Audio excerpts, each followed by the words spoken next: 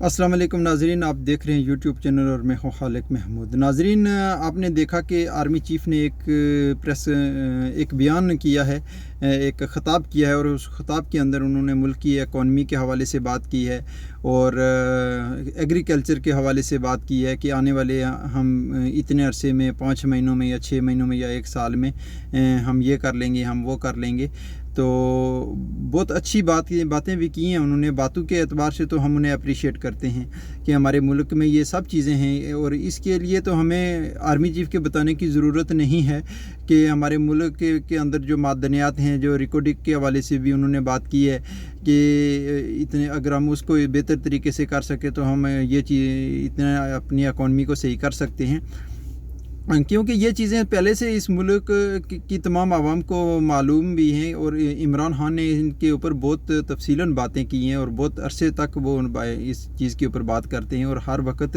ये चीज़ें लोगों को बताते हैं। और उनके साथ हमारे प्राइम मिनिस्टर साहब भी खड़े थे और उन्होंने कहा कि हमें आर्मी चीफ़ ने यानी कि एक विजन दिया है और हमें इस बात पे खुशी है। तो मैं समझता हूँ कि इस मुल्क का सरबराह तो प्राइम मिनिस्टर होता है और विजन वो आर्मी चीफ़ से लेते हैं। तो अच्छी बात है, आर्मी चीफ़ का कुछ अच्छा विजन अगर हो तो मैं समझता हूँ कि शायद वाली बात है कि आर्मी चीफ़ हमारे इस वक्त ये जो 10,000 लोग जेलों के अंदर मौजूद हैं जिनके ऊपर झूठे और बोगस केस किए हुए हैं और आर्मी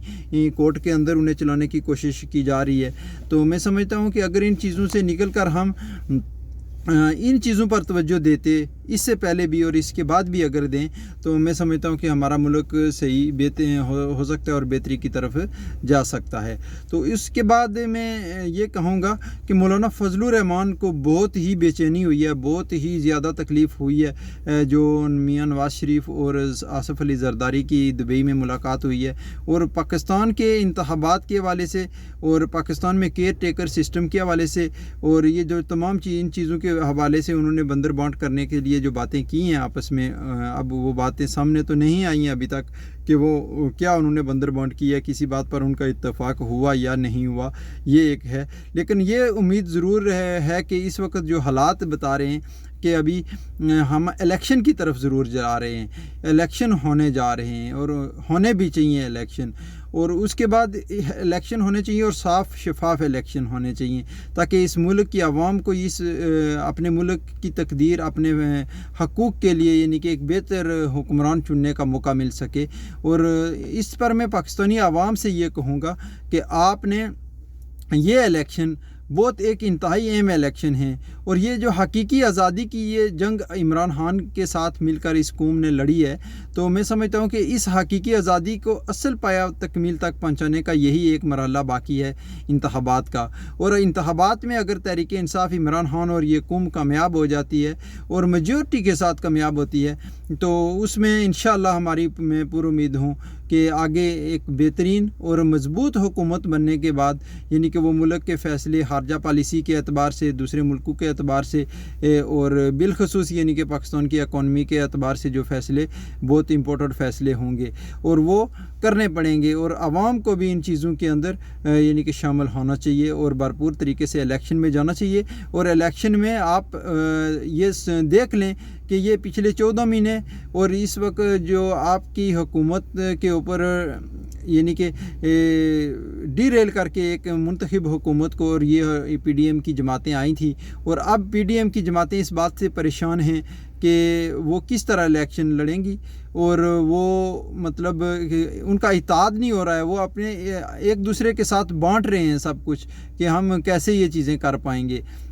तो ये बहुत परेशान है। इसकी सबसे अहम जो परेशानी जो ज़ाहिर हुई है वो फजलुर रहमान साहब की हुई है कि मुझे इसमें हिस्सेदार नहीं बनाया गया, जबकि इस वक्त फजलुर रहमान की पूरी फैमिली इस वक्त हुकूमत के अंदर है, बेटा मिनिस्टर है और भाई पता नहीं गवर्नर है क्या है। तो ये देखें कि 2 सूबों में गैर आइनी तरीके से इस वक्त यानी कि केयर टेकर सिस्टम चल रहा है और इस वक्त उसको यहाँ तक ले जाने में फजलुर रहमान का भी बड़ा हाथ है कि उन्होंने KPK में इलेक्शन नहीं होने दिए। और अब फजलुर रहमान की जो ख्वाहिश ज़ाहिर हो रही है और पिछले दिनों में भी जो बयानबाजी सुनने को हमें मिली है کہ اس اسمبلی کو بھی 1 سال تک کے لیے آگے لے کے جایا جا سکے، کیونکہ فضل الرحمان کا بیٹا اس میں منسٹر ہے، تو اور وہ ان کا شاید وہ کوئی مشن باقی ہوگا جو مکمل کرنا ہے، تو ایسا ہوتا نہیں ہے۔ تو کیونکہ اسمبلی کی ممبر جو مدت ہے وہ 1 مہینے تک پوری ہونے جا رہی ہے، تو اس کے بعد کیئر ٹیکر سسٹم کو آنا ہے، اور کیئر ٹیکر سسٹم کو 90 دن کے اندر الیکشن کرانے ہوں گے۔ اور اگر اس طرح کیئر ٹیکر سسٹم کو یا بھی کسی بھی طریقے سے ان چیز کو آگے طول دیا جاتا ہے، تو میں سمجھتا ہوں کہ وہ پاکستان کے حق میں نہیں ہے، اور وہ پاکستان اور پاکستان کی عوام کے لیے انتہائی نقصان دہ یہ چیزیں ثابت ہو سکتی ہیں، بلکہ ہوں گی۔ تو اس لیے مجھے امید ہے کہ جنرل الیکشن ابھی وقت پر ہوں گے، اور عوام کو اس کے لیے تیار بھی رہنا چاہیے، اور اگر اس کو آگے بڑھانے کی کوشش کریں تو اس پر عوام کو احتجاج کے لیے بھی تیار رہنا چاہیے۔ تو اور اس کے بعد میں یہ کہوں گا کہ پرویز الہی کے ساتھ جو سلوک جیل کے اندر کیا جا رہا ہے، ان کو کسی بھی قسم کی کوئی سہولیات نہیں فراہم کی جا رہی ہیں، اور جو کچھ بھی ان کو فراہم کیا جا رہا ہے، اور فوٹو سیشن کرنے کے بعد وہ تمام چیزیں ان سے واپس لے لی جاتی ہیں۔ تو اب یہ مسئلہ ہے کہ عوام کو اس چیز کے اوپر بھرپور عوام کا ایک بہت بڑا کردار ہوگا، اور میں اس امپورٹڈ حکومت کو بھی اپنے تمام طاقتور حلقوں کو بھی یہ کہوں گا کہ خدا را ابھی اس ملک کے فیصلے ہونے دیجئے، کچھ بہتر ہونے دیجئے اس ملک کے اندر، اور اس کی بہتری کا صرف ایک ہی حل ہے کہ صاف اور شفاف الیکشن، اور الیکشن ہوں گے تو اس ملک کے اندر ایک منتخب حکومت آئے گی جو عوام کو ریپرزینٹ کرے گی، ملک کو ریپرزینٹ کرے گی، اور اس ملک کی اکانومی کو بہتر کر کے، اور اس بالخصوص یعنی کہ پاکستان کا جو کھویا ہوا مقام ہے وہ واپس حاصل کرنے میں بہت محنت کرنا ہوگی، کیونکہ FATF میں جب پاکستان کو ڈالا گیا تو اس کے حوالے سے پاکستان کو بہت ساری مشکلات ہوئیں۔ تحریک انصاف کی حکومت نے بہت ساری لیجسلیشن کرنے کی ہیں، قانون سازی کی ہے، اور اس کے بعد لاسٹ ٹائم پر آ کر ان کی حکومت کو ڈیریل کیا گیا، اور یہ پورا کریڈٹ یعنی کہ PDM کی جماعتوں نے لینے کی کوشش کی ہے کہ ہم نے یہ بہت بڑا یعنی کہ محاذ فتح کر لیا ہے، اور اس میں ہم نے پاکستان کو FATF کی گرے لسٹ سے، بلیک لسٹ سے نکالا ہے، اور پاکستان کو اس طرف لایا ہے۔ تو میں سمجھتا ہوں کہ یہ ایک جس نے بھی کیا ہے، چلو جس نے بھی کنٹریبیوشن کی ہے کسی حد تک، تو اس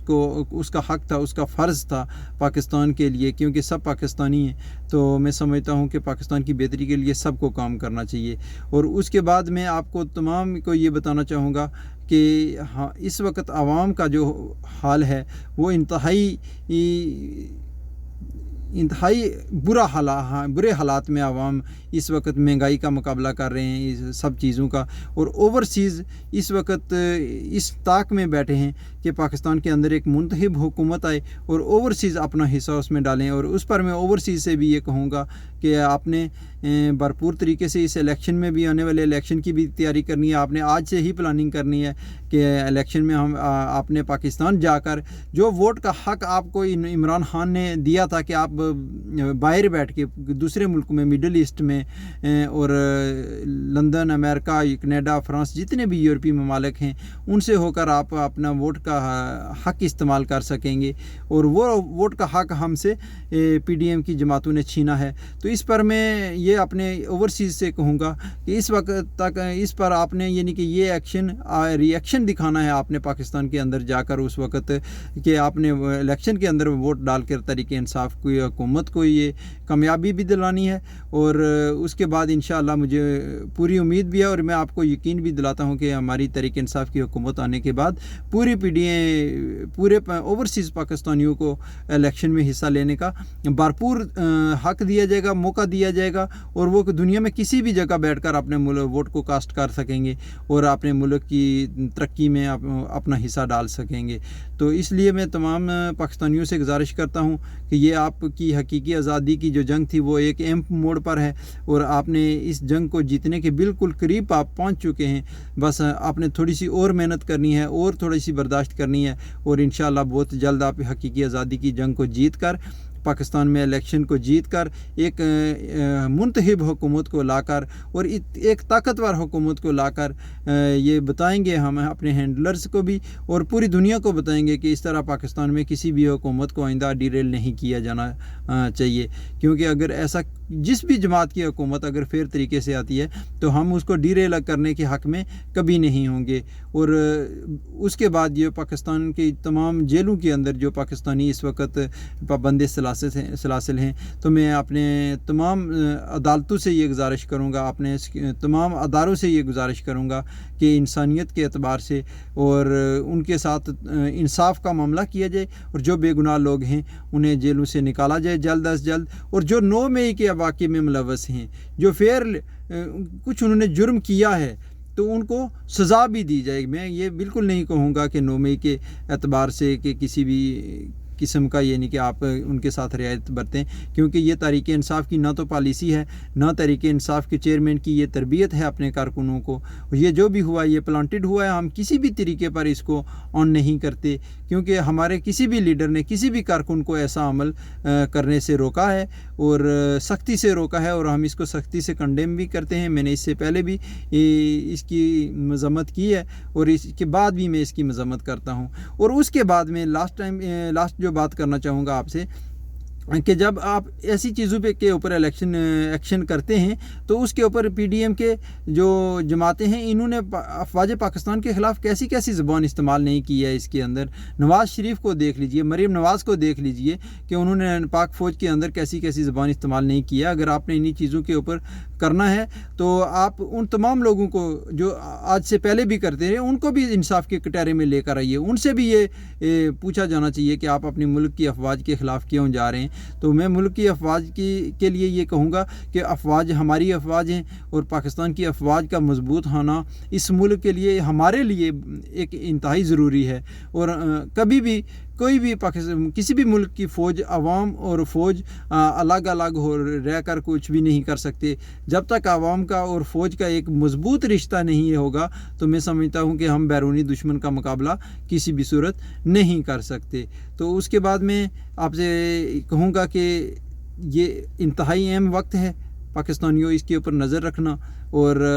इलेक्शन में भरपूर हिस्सा लेकर और मजबूर करना है तमाम अदारों को कि एक साफ़ और शफाफ इलेक्शन हो। और इंशाअल्लाह मिलते हैं अगले व्लॉग में। चैनल को सब्सक्राइब ज़रूर कर लीजिए और